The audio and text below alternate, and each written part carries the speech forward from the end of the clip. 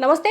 ప్రస్తుతం మనతో పాటు ప్రముఖ డైరెక్టర్, అలాగే పొలిటికల్ అనలిస్ట్ గీతా కృష్ణ ఉన్నారు. ఆయనతో మాట్లాడదాం. నమస్తే సార్. హాయ్.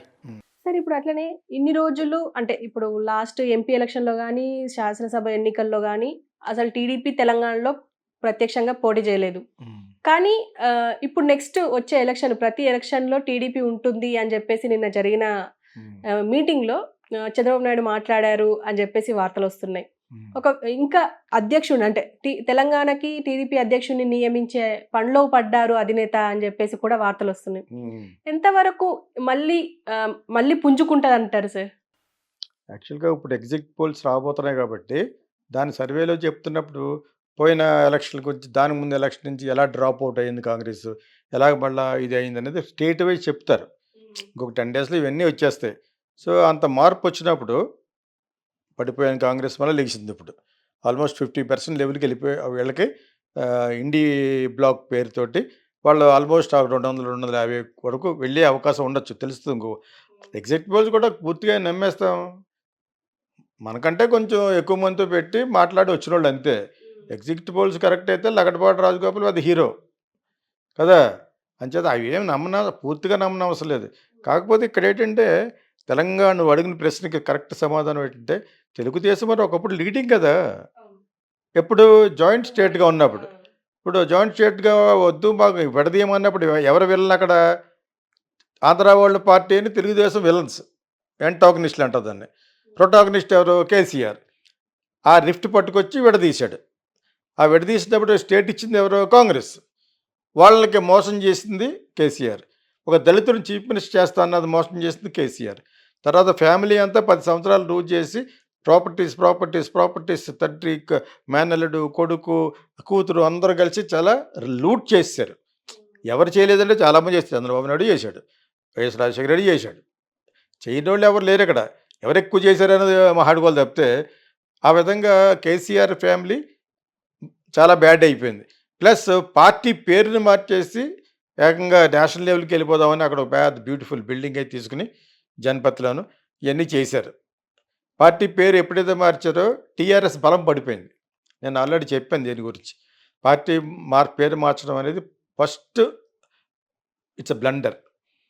ఐఎమ్ సారీ చాలామంది బ్లండర్ మిస్టేక్ అన్నారు. బ్లండర్ అంటేనే మిస్టేక్ ఇది. నమస్తే మీ అందరికీ. కొంత అలా కొన్ని కొన్ని వర్డ్స్ కరెక్ట్ చేసుకుంటాను. నేను కరెక్ట్ చేసుకుంటాను. బ్లండర్ అంటేనే మిస్టేక్. పెద్ద బ్లండర్ మిస్టేక్ అని పెడతాడు తమ్ములైన. ఓరి ఎదవా పండలన్నా మిస్టేక్ అన్న ఒకటే. అర్థమైందా? సో, అదొకటి తెలుసుకోండి.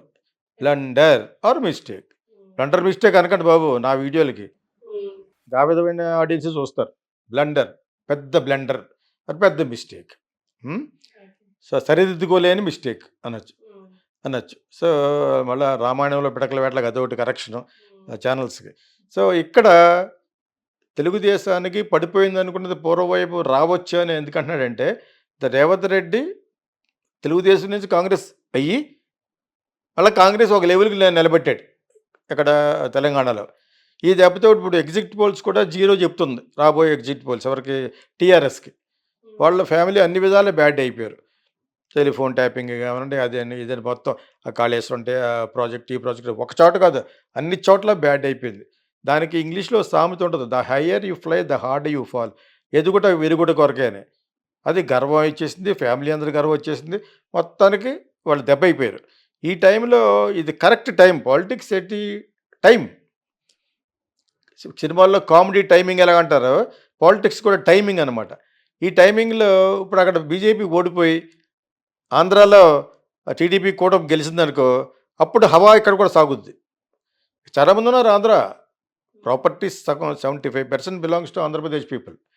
ఎందుకు సెపరేట్ చేశారు? చాలామంది పేదవాళ్ళకి, చాలామంది డౌన్ టు రోడ్ అన్న ఏరియాల వాళ్ళకి గత 56 సంవత్సరాల నుంచి అన్యాయం జరుగుతుంది ఇక్కడ. తెలంగాణలో గడ్డ మీద పుట్టిన పేద రైతులకి. డెఫినెట్‌గా అది సెపరేట్ చేయటం, వాళ్ళు కోరుకున్న ప్రకారం ఇవ్వడం అనేది 200% కరెక్ట్. కానీ ఇక్కడ ఇన్వెస్ట్మెంట్‌లు అన్నీ ఇంకా వచ్చేవాళ్ళు తప్పితే పోయేవాళ్ళు లేరు. ఏంటంటే అక్కడ జగన్ గవర్నమెంట్‌లో బిజినెస్ చేయలేము బాబు అని నమస్కారం పెట్టేశారు. మనం అతను ఫేవరబుల్‌గా మాట్లాడినా కూడా నిజం ఇది. మేము వ్యాపారం చేయలేము అక్కడ. అని అది వదిలిపెట్టేసి ఇంకొక 20%కి వచ్చేసారు హైదరాబాద్. అలా కాకపోయినా హైదరాబాద్ అలవాటు పడిన ప్లేసు, సుభిక్షమైన ప్లేస్ ఇది. సినిమా ఫీల్డ్ మెడ్రాస్ నుంచి ఇక్కడికి వచ్చిన ప్రతి ఒక్కడు కోటీశ్వరుడు అయ్యాడు. 2,00,000 3,00,000 కొనుక్కున్న ఎకరం 20 కోట్లు అయిపోయింది ఇక్కడ. అర్థమైందా? ఇంక్లూడింగ్ బన్నీ. సొంతంగా సంపాదించుకున్న డబ్బులతో 4 ఎకరాలు కొనుక్కున్నాడు ముందు. ఇంత సంపాదించినప్పుడే. అది ఈ రోజున ఎకరం 20 కోట్లు అయిపోయింది. ఓకే. మేము ఒక డ్రైవర్‌ని పట్టుకొచ్చాం అక్కడి నుంచి. ఒక బెంజ్ కార్ మా కజిన్ బెంజ్ కార్ మీద పెట్టడానికి. ఆడు ఆ రోజుల్లో 3,00,000 పెట్టి ఒక ఎకరం కొనుక్కున్నాడు. ఓకే. అది 24 కోట్లు అట్టప్పుడు. ఆడికి ఇప్పుడు 5, 6 కార్లు సినిమాలో తిరుగుతూ ఉంటాయి. ఎరా కోటీశ్వరుడా అంటా ఉంటాను నేను. అర్థమైందా మీకు? సో వాడికి 5, 6 కార్లు, వ్యవహారం అన్నీ ఉన్నాయన్నమాట. మా కజిన్ కారు మీద ఆడికి అన్నీ ఉన్నా కూడా మా కజిన్ దాని మీద బెంజి ఎప్పుడన్నా తొక్కాలంటే డ్రైవ్ చేయాలంటే ఆడినే పిలుస్తారు. నాకు కూడా డ్రైవర్ కావాలంటే ఆడికే చెప్తాం. అన్నీ పట్టుకొచ్చేది మేము. మీకు అర్థమైందా ఇప్పుడు? సో ఆడి దగ్గర ఉన్న కోట్లు మా దగ్గర కూడా లేవు ఇప్పుడు. ఆడు అమ్మేడు అంటే ఇప్పుడు 10 కోట్లు వస్తుంది. సో అదేవిధంగా నాగార్జున కూడా 150, 160 ఎకరాలు కొన్నాడు అప్పుడు. ఎకరం 20 లక్షల చొప్పున కొన్నది. ఇప్పుడు ఎంత అది? 30 కోట్లు అది. హైదరాబాద్ వచ్చిన ప్రతి ఒక్కడు బాగుపడ్డాడు.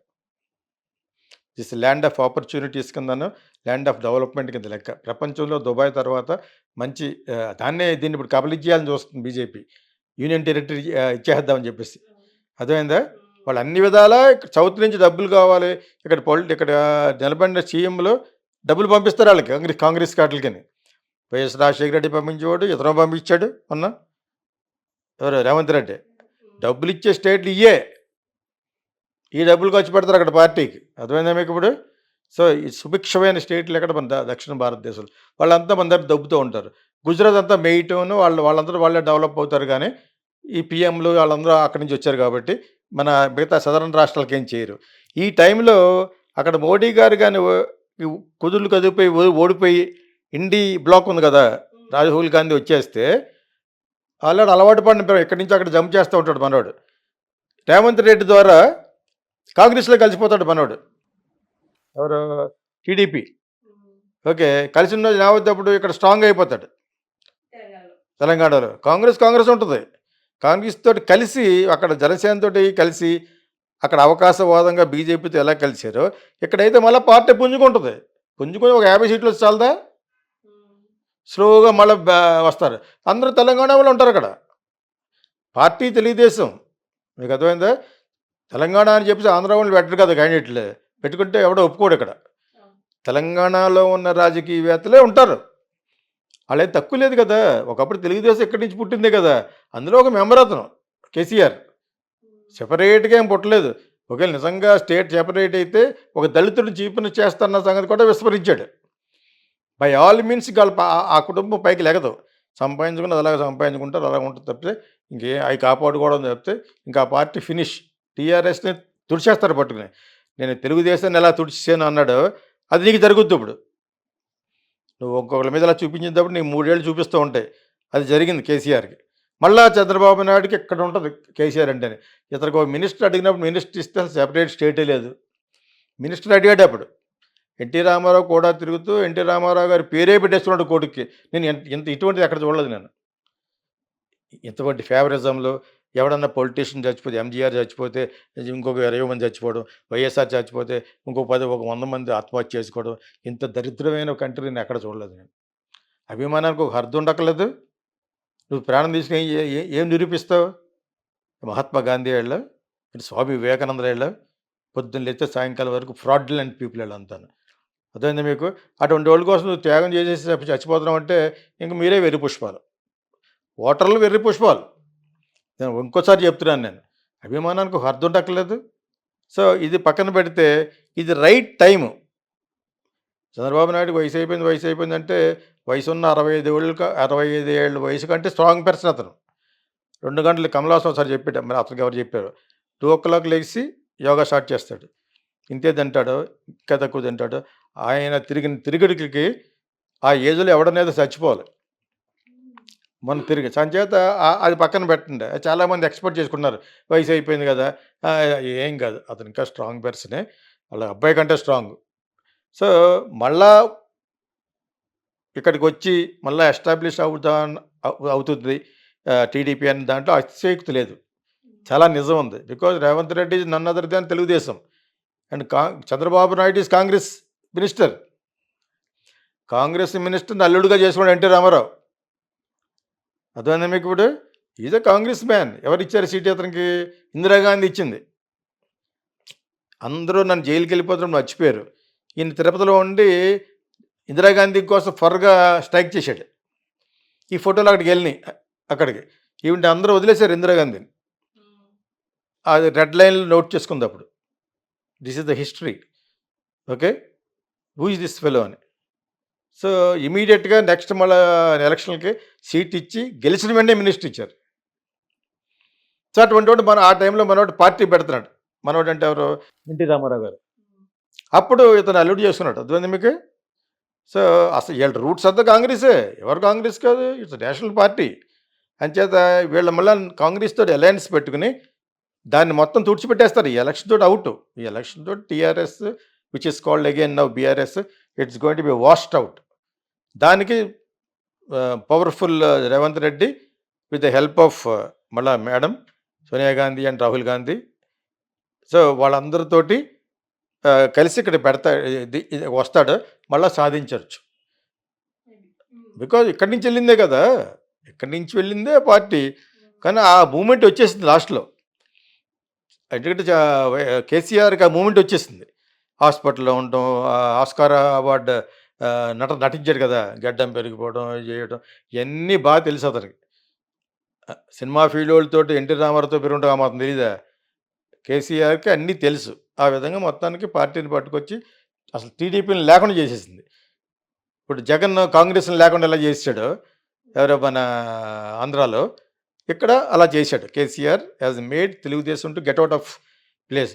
ఓటుకు నోటు కేసు వీళ్ళిద్దరే. ఓటు నోట్లు ఎవరో రేవంత్ రెడ్డి అని అతనే. అర్థమైనప్పుడు ఇప్పుడు ఆ కక్ష ప్లస్ ఈ అవకాశాన్ని తీసుకుని తెలుగుదేశం వీళ్ళు ఎస్టాబ్లిష్ రీఎస్టాబ్లిష్ ఎవరో ఏ అంటగా కొడుగానే అంతటి ఊసర వెళ్ళి ఎవరు ఉండరు. ఎవరో చంద్రబాబు నాయుడు లాగా టక్ టక్ టక్కర కర్రలు మారిపోతుంటాడు. అక్కడ బీజేపీకి ఏమాత్రం వచ్చినా వచ్చేస్తాడు బయటికి. ఇప్పుడు కూడా తెలుగుదేశానికి ఎంపీ సీట్లు వచ్చి ఓవరాల్గా వాళ్ళకి చాలా ఎడ్జ్లో ఉన్నారనుకో, బీజేపీకి వేయడు, కాంగ్రెస్కి వేస్తాడు. మీకు అర్థమైందా? అదో డేంజర్ ఉంది ఇప్పుడు. అలా అలా జరిగింది కదా, జరిగిన విషయాలు కూడా ఉన్నాయి కదా. ఉద్ధవ్ ఠాక్రే దానికి ఆ గవర్నమెంట్ అలా చేశారు. సో బీజేపీకి అప్పుడు బాగా తక్కువ రావాలి. కాంగ్రెస్ ఆ ఇండి బ్లాక్లో ఉన్న వాళ్ళకి తెలుగుదేశం ఒకటి కలిస్తే మేము ఫామ్ చేస్తామని టైం వస్తే మటుకు అక్కడికి వెళ్ళిపోతాడు. అదేవిధంగా వైస్ వెర్సా బీజేపీకి నేను వేస్తే నాకు వచ్చిన 10 ఎంపీ సీట్లు వేసేస్తే వీళ్ళు పనికొస్తారు అనుకుంటే జగన్ కూడా అలాగే వెళ్ళిపోతాడు. Politics is nothing but and cats on the walls, గోడ మీద పిల్లులు. ఎవరికి ఎక్కువ సీట్లు వచ్చి అక్కడ మినిస్ట్రీ ఇస్తారంటే వెళ్తారు. ఈసారి ఎవరు ఊరుకోరు. సౌత్కి జస్ట్ లేదంటే అలా ఉంటానంటే ఊరుకోరు. సౌత్లో ఎవరు సీఎం అయినా అక్కడ ఎవరైనా కూడా స్పెషల్ స్టేటస్ ఇవ్వాలి, పోలవరానికి డబ్బులు ఇవ్వాలి, ఇన్ని అడుగుతారు. ఇప్పుడు బాగా అనుభవం వచ్చేస్తుంది. సెంటర్ అంతా కూడా సదరన్ స్టేట్ మీద ఆధారపడినట్టుగా తెలిసిపోయింది. ఇక్కడి నుంచి ఊరుకోరు. చంద్రబాబు నాయుడు వచ్చినా బాగా చేయొచ్చు, జగన్ వచ్చినా బాగా చేయొచ్చు. ఈ ఎగ్జిట్ పోల్స్ జగన్కి అగెనెస్ట్గా వచ్చేసినాయి అనుకో, రియల్ రిజల్ట్స్ 4-5 రోజులు తెలిసిపోతుంది. ఇక్కడ మట్టుకు మళ్ళా తెలుగుదేశం పుంజుకుంటుందని అనటంలో, వాళ్ళు మీటింగ్ పెట్టడంలో ఆ స్ట్రాటజీ కరెక్టే నా ఉద్దేశ ప్రకారంగా. ఇతని మీద కక్షాలు కొట్టుకోవడం అవుద్ది. Because Revanth Reddy and none other than Revanth Reddy and Telugu Desam Chandrababu Naidu garu ఈ సేమ్, ఇంక్లూడింగ్ కేసీఆర్ కూడా తెలుగుదేశం మనిషే కదా.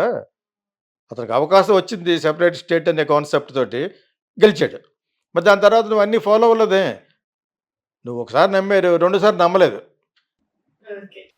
No Andhra people will be there. Only తెలంగాణలో పుట్టిన వాళ్ళే ఉంటారు అందులో. వాళ్ళు ఎందుకు ఉంటారు? అర్థమైందా మీకు? Let us wish for that. అంతే sir. Okay sir, thank you.